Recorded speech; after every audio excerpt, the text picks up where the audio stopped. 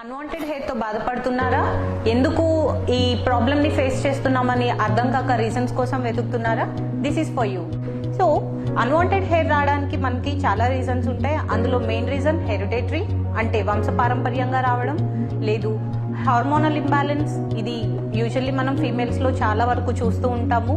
Number 3, చిన్నగా ఉన్న hair ని డిస్టర్బ్ చేయడం. యూజువల్లీ మనకి బాడీ మొత్తం హెయిర్ ఉంటుంది ఎక్సెప్ట్ అరికాళ్ళు అరిచేతులు తప్ప. కానీ ఆ హెయిర్ ఉండడం వల్ల చిన్నగా ఉన్నా కూడాను మనం సలూన్కి కానీ పార్లర్కి కానీ వెళ్ళి దాన్ని డిస్టర్బ్ చేయడం వల్ల కూడా హెయిర్ గ్రోత్ వస్తుంది.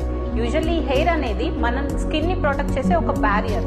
దాన్ని మనం రిమూవ్ చేసేయడం వల్ల, ఆ బ్యారియర్ కోల్పోవడం వల్ల మన స్కిన్కి త్వరగా ఎలర్జీస్ రావడము, లేదు త్వరగా పిగ్మెంటేషన్స్ రావడము, దేనికన్నా త్వరగా రియాక్ట్ అవ్వడం వంటిది జరుగుతుంది.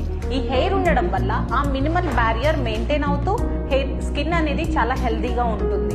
సో ఇక్కడ మనం ట్రైకేర్లో ఇచ్చే ట్రీట్మెంట్ అనేది లేజర్. ఆ లేజర్ వల్ల మినిమం హెయిర్ గ్రోత్, అంటే ఏదైతే ఇబ్బందికరంగా పెద్దగా పెరిగిపోయిన హెయిర్ ఉందో దాన్ని సన్నగా చిన్నగా కలర్లెస్ గా మెయింటైన్ చేయడం వల్ల ఆ బ్యారియర్ మెయింటైన్ అవుతుంది, స్కిన్ ప్రొటెక్ట్ అవుతుంది, మీకు ఇబ్బందికరంగా కనిపించే ఆ డిస్కంఫర్ట్ కూడా తగ్గుతుంది.